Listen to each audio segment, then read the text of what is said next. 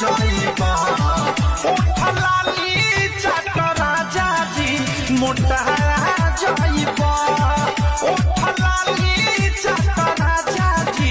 मोटा जाइबा